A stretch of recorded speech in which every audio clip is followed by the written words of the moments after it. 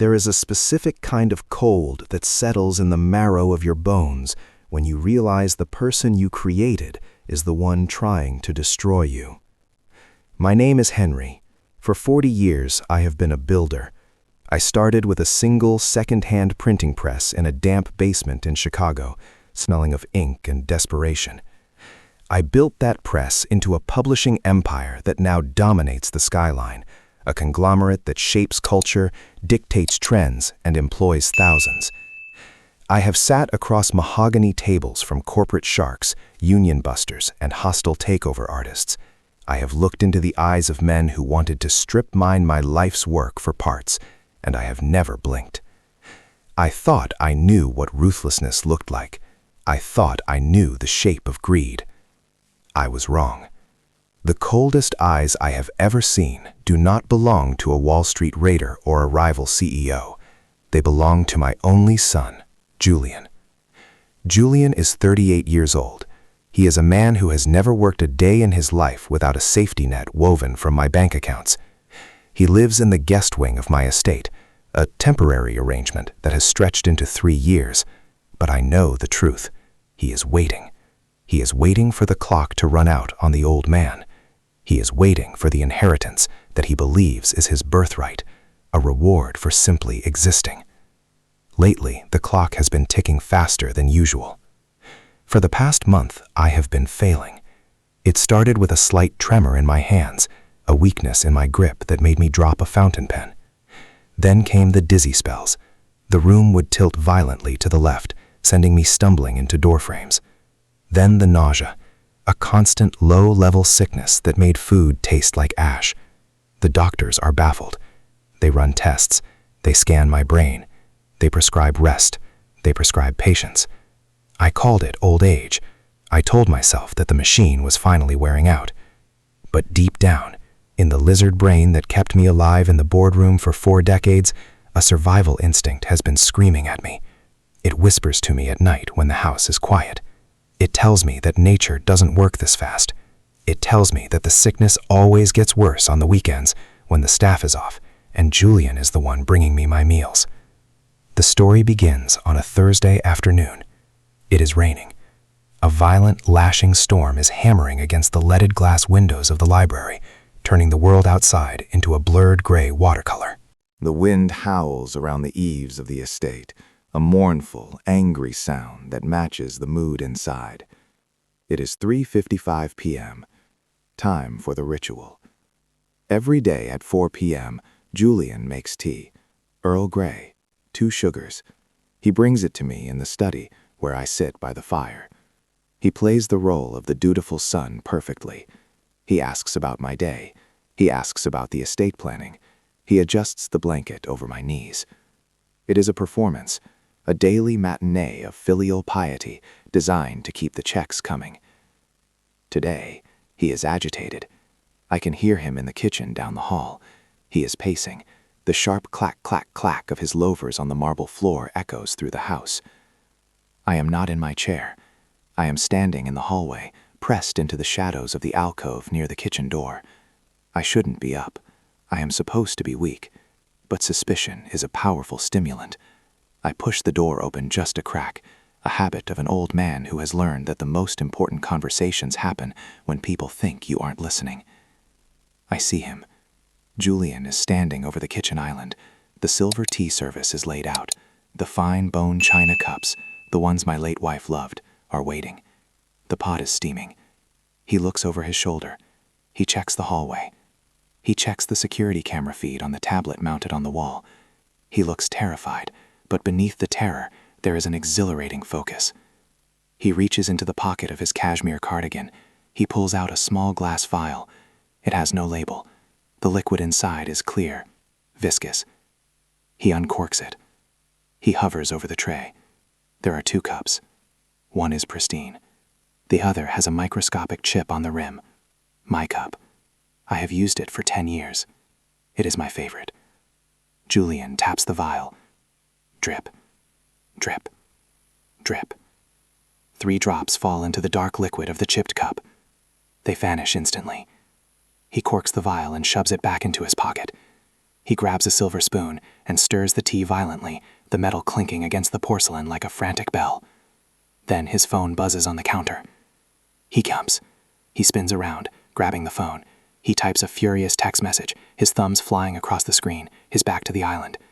I can see the tension in his shoulders. He is arguing with someone. A bookie, a dealer, a creditor. My heart hammers against my ribs like a trapped bird. The sound of my own pulse is deafening in my ears. The dizziness of the last month. The nausea. The weakness. It wasn't age. It wasn't a failing heart. It was him. He has been poisoning me by degrees. He has been slowly erasing his father, dose by dose, to accelerate the reading of the will. He got tired of waiting for nature to take its course, so he decided to give it a push. I stood in the shadows of my own home, watching the boy I taught to ride a bike pour death into my afternoon tea. I watched the hands I used to hold when crossing the street prepare my murder weapon. I realized then that the monster wasn't under the bed. He was in the kitchen, wearing my old watch. If you have ever realized that your family loves your money more than your life, hit that subscribe button. Because I didn't scream. I didn't run. I didn't call the police. I went back to my chair, and I waited for him to make a mistake. I retreat to the library. I move as fast as my stiff joints will allow.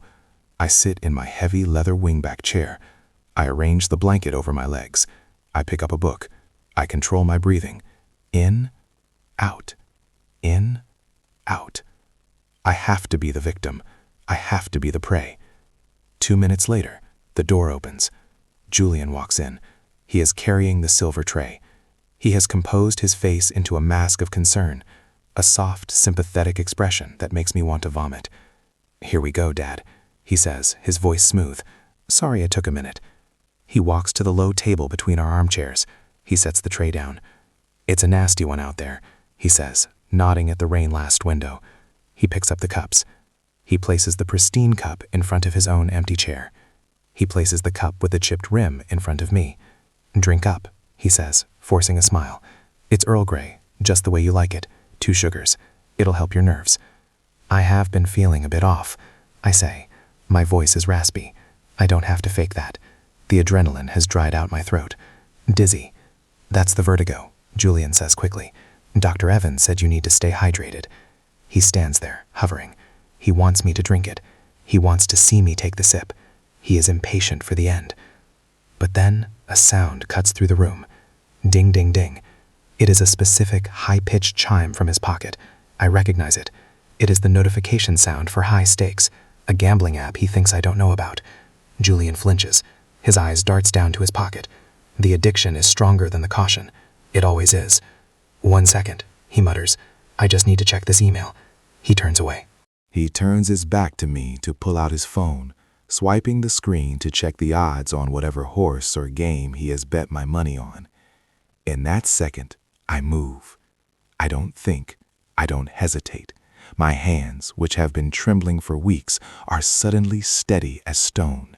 It is the steadiness of a man who is signing a contract that will ruin his enemy.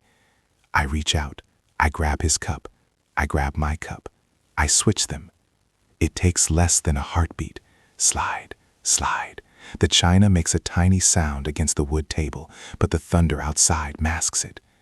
I lean back in my chair. I pick up the cup that was meant for him, the safe cup, and I hold it to my chest, blowing on the steam. Julian turns back. He slides his phone into his pocket. He looks at the table. He sees me holding a cup. He sees the other cup sitting in front of his chair. He smiles. It is a greedy, ugly smile that doesn't reach his eyes. He thinks he has won. He thinks the old fool is drinking his death. He sits down in the chair opposite me. He relaxes. He picks up the cup with the chipped rim. "To your health, Dad," he says, raising the poisoned vessel in a mock toast. I look at him. I look at the son who shares my name, my blood, and my nose. I look at the man who decided that my life was less valuable than his dead.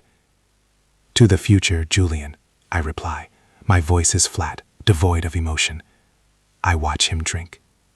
He doesn't just sip. He is thirsty, or perhaps he is nervous. He drains half the cup in one long swallow. I take a small sip of mine. It tastes like tea. It tastes like bergamot and sugar. His must taste like victory. So, he says, setting the cup down, I was thinking we should look at the trust documents again next week. I know you're tired, but there are some tax implications we need to discuss. I want to make sure everything is orderly. Orderly, I repeat. Yes, exactly, he says. I just want to protect the legacy. You built all this. It will last, I say. He frowns, confused by my tone, but before he can ask what I mean, he stops. He blinks. He shakes his head slightly, as if trying to clear water from his ears. He starts, then coughs. A dry, hacking cough. Is it hot in here? The fire. He pulls at his collar. His face, which was flushed with the heat of the room, suddenly goes pale. A sheen of sweat erupts on his forehead, glistening in the firelight. He wheezes. He grips the arms of the chair. His knuckles turn white. His breathing changes. It becomes ragged, shallow, a desperate gasping for air. He chokes out. Something is... I set my saucer down on the table with a deliberate, heavy clink. I don't think so, son, I say calmly. I cross my legs. I look at him. I feel perfectly fine, I continue. In fact, I haven't felt this clear-headed in months. The dizziness is gone. The nausea is gone. Julian tries to stand up. He pushes himself out of the chair, but his legs refuse to obey him. They buckle underneath him like wet cardboard. He collapses onto the Persian rug. He hits the floor hard, knocking the table. The tea service rattles. The cup with the chipped rim falls and shatters, spilling the dregs of the poison onto the wool. He rolls onto his side, clutching his stomach. He looks up at me. His eyes are wide with confusion, pain, and a slowly dawning terror. He looks at the shattered cup. He looks at the cup in my hand. He realizes. The understanding hits him harder than the drug. He sees that the old man isn't senile. He sees that the victim isn't a victim. He sees that he has been outplayed. You, he gasps, foam gathering at the corners of his mouth. I did, I say. I don't move to help him. I don't reach for the phone yet. I sit there, a judge in a cashmere cardigan, presiding over the sentencing. I watched you, Julian, I say, my voice quiet but filling the room. I watched you through the door. I saw the vial. I saw the drops. What was it? Arsenic? Digitalis. He is convulsing now. His body arches off the floor. He reaches a hand out to me, his fingers clawing at the air, begging. He croaks. Help, please. I look at his hand. I remember holding it when it was small and sticky with candy. I remember the pride I felt when he was born, the promise I made to protect him from the world. I failed. I protected him so well that he became the danger. I feel a tear roll down my cheek. It is hot and angry. I already helped you, Julian, I whisper. I taught you that every action has a consequence. I taught you that you reap what you sow. His eyes roll back in his head. His breathing is a terrible, rattling sound. I reach for the landline on the side table. I lift the receiver. I dial 911. I do not do it to save him. I do it to document the crime. I do it because the paperwork must be in order. What? The dispatcher asks. My son, I say into the receiver. I let my voice break. I let the grief that is hiding behind the rage flood into my throat. It isn't acting. I am mourning the son I thought I had. He's collapsed. He's having a seizure. I think. I hang up the phone. I look down at him. He is still twitching. Don't die, Julian, I whisper to the convulsing body on the rug. Death is too easy. You owe me a debt. I lean back in my chair and wait for the sirens. The rain beats against the glass, washing the world clean. But in the library, the stain is spreading. The sound of a siren is different when you are the one who called it. It doesn't sound like rescue. It sounds like an admission of total, catastrophic failure.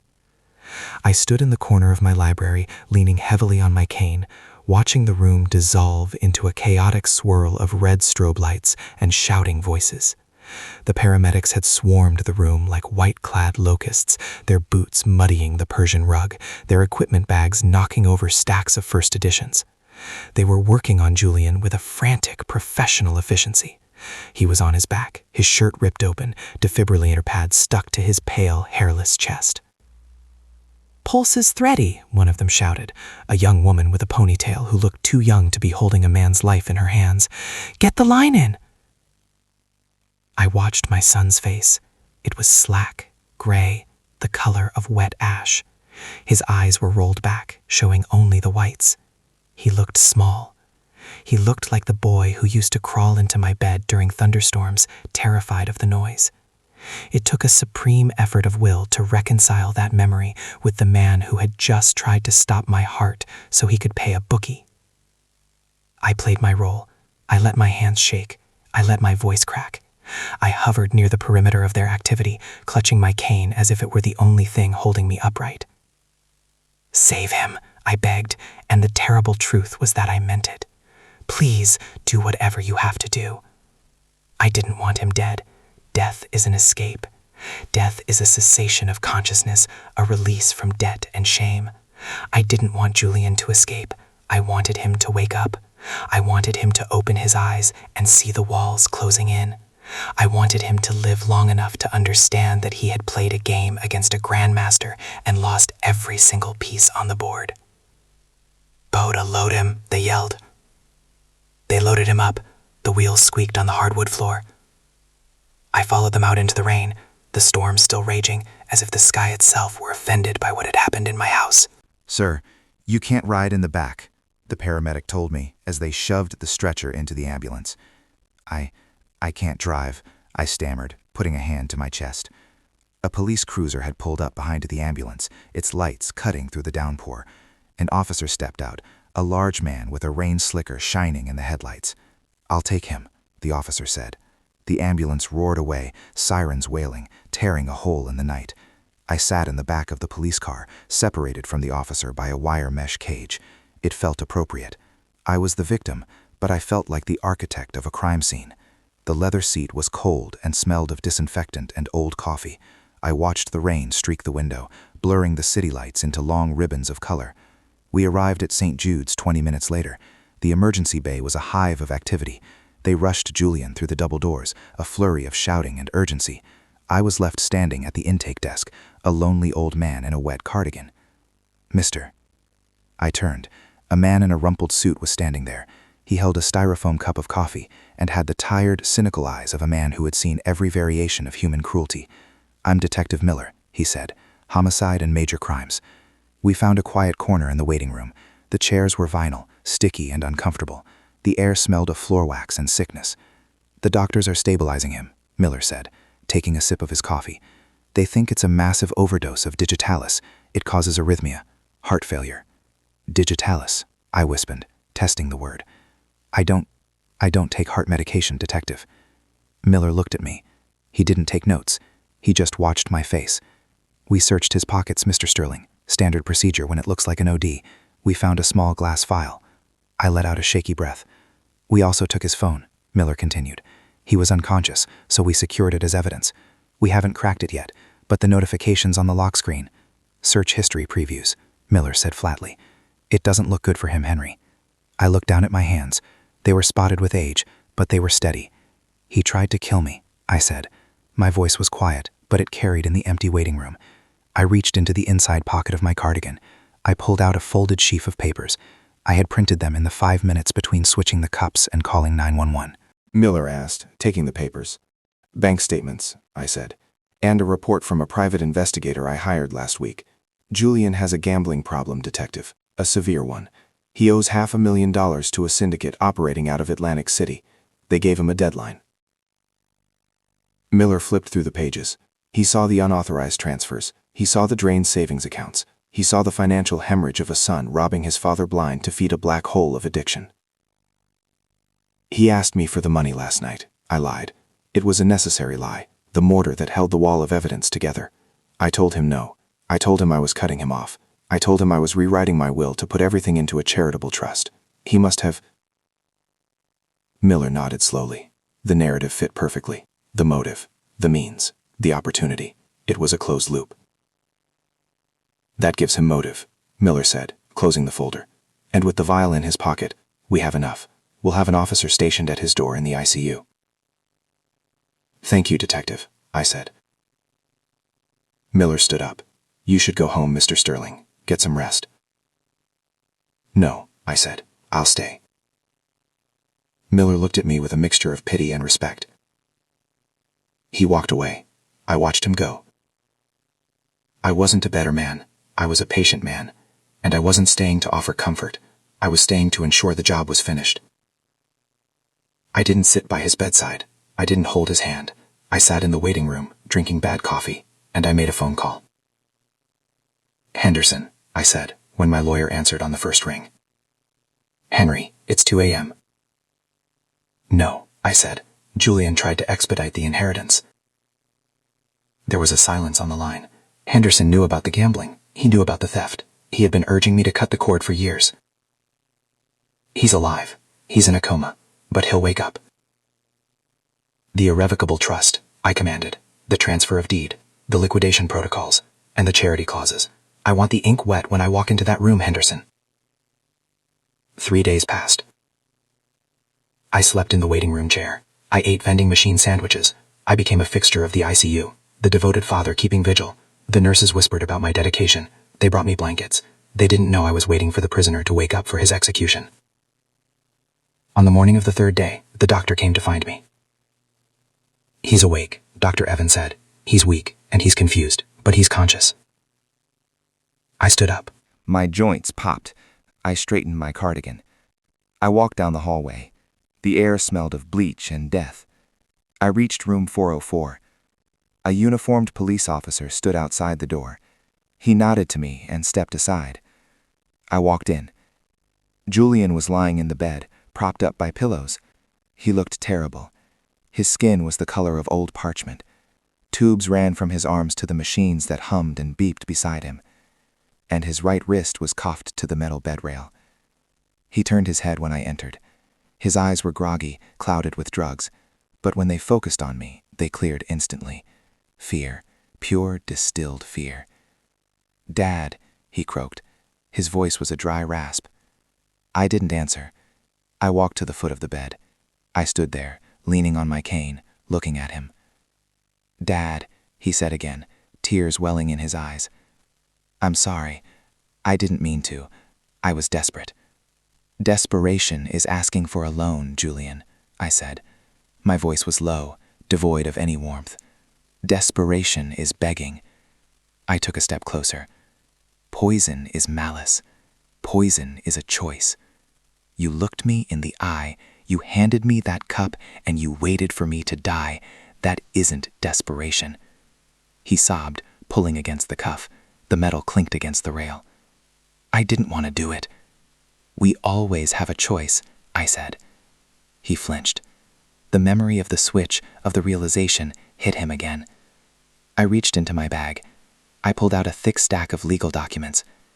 Henderson had delivered them an hour ago. They were heavy, bound in blue paper. I dropped them on his chest. The weight of them made him grunt. "What?" he asked, trying to lift his hand to touch them, but the cuff held him back. "That," I said, "is the new will, and the transfer of deed for the estate." He stared at the papers.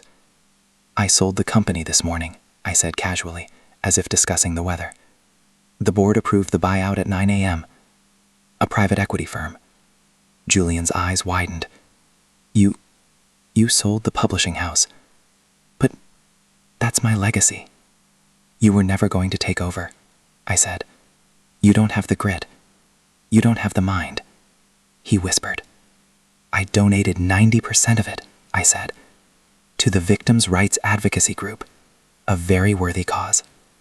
They help people who have been preyed upon by criminals." He screamed, his voice cracking. "That's my money." "It was never your money," I snapped, my voice rising for the first time. "It was my work. It was my sweat."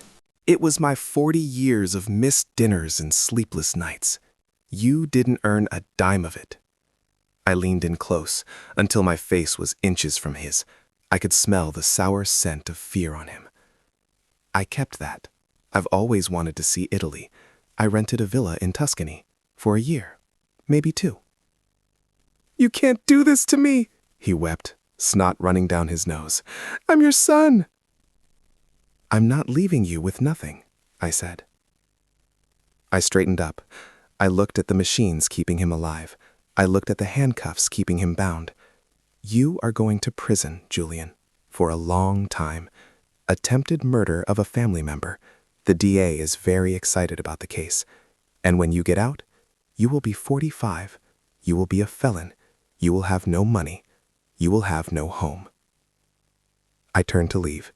He screamed, "Dad, wait! Don't leave me! Please! I'm your son!" He thrashed against the restraints, the bed shaking. The monitor began to beep faster, signaling his distress. I stopped at the door. My hand hovered over the handle. I looked back. I saw the face of the toddler I had carried on my shoulders. I saw the face of the teenager I had taught to drive. I saw the face of the man who had tried to kill me. "My son died 3 days ago," I said. The room went silent, save for the beeping. He died the moment he watched me pick up that cup, knowing it was full of poison, and didn't say a single word to stop me. He watched me raise it to my lips, and he stayed silent. That was the moment my son died, Julian. I opened the door. I walked out into the hallway. Detective Miller was standing there, talking to a nurse. He looked up as I approached. He saw the look on my face. He gave me a slow, solemn nod. I walked past him. I walked down the long, sterile corridor. I walked out the automatic doors of the emergency room. The storm had passed. The sky was a brilliant, blinding blue. The sun was shining, reflecting off the wet pavement in dazzling shards of light.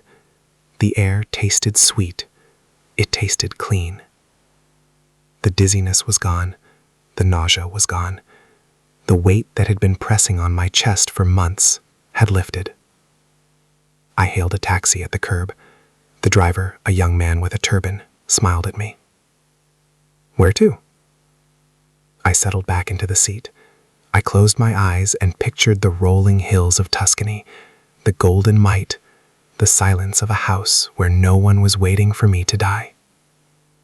"The airport," I said. "International terminal." I didn't look back at the hospital. I left my son to the justice system and the silence of a prison cell. I had a second act to live, and for the first time in years, I wasn't looking over my shoulder.